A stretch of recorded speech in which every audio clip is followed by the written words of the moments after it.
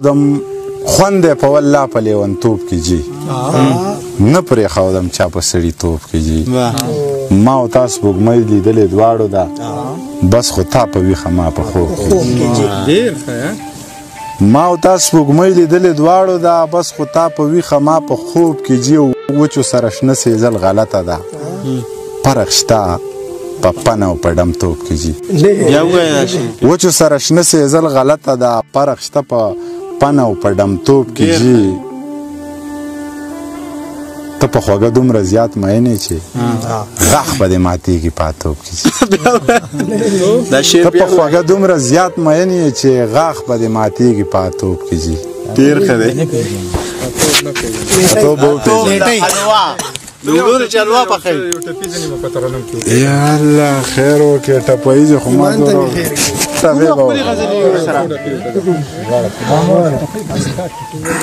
د مینې کړي باران غاړو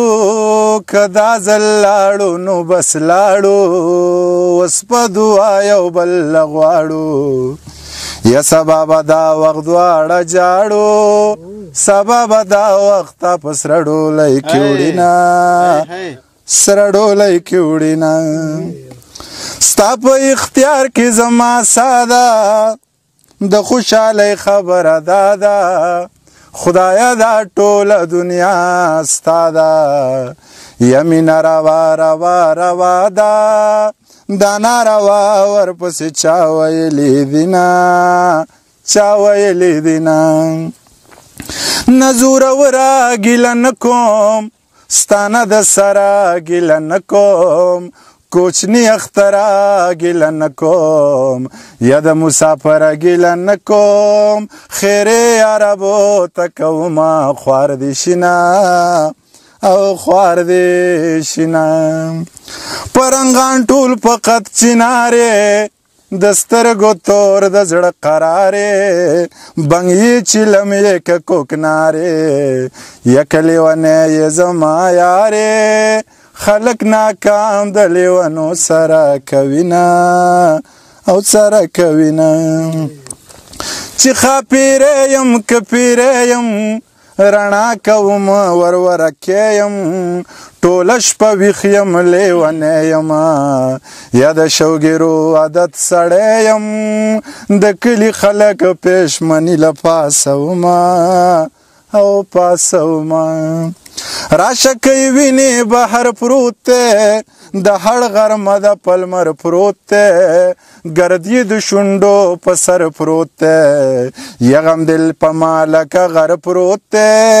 ګېډې ګېډې زلفې دې بل څوک سموینه بل څوک سموینه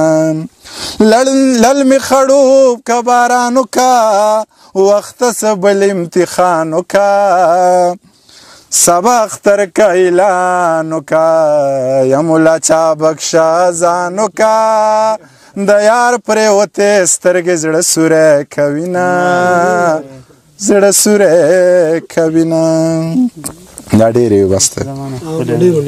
په ډېرو لیوني خوشحالېږي یاسینه سونه پرې ګوره یو پېره دې بدل لکه ګوره کابل کې خو راغلی یاسینه هغه کوم ورځ چې ته ډېر خوشحاله وي یاد راځه بس دا خوشحاله شوی او خفه داسې کومه ورځ راغلی چې تو سم خفه وي تا وي چې دې ناړو پیدا نه وي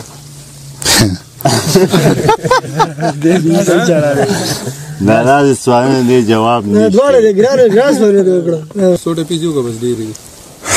یار نیازه که ته سړي لړه و چې قسم په خدا دا ټپې ځي وایي زه بیا بس کړه رنګان ټول فقط سینارې مانه یېرېږي یار یا ځکه دا شی یاد ساته ښه یاد ساته دا پکې رانولې ګورې ښه قسم په خدای نه دا پکې مه راوله بس دغه څه خوند کړی نور خوند نه کړی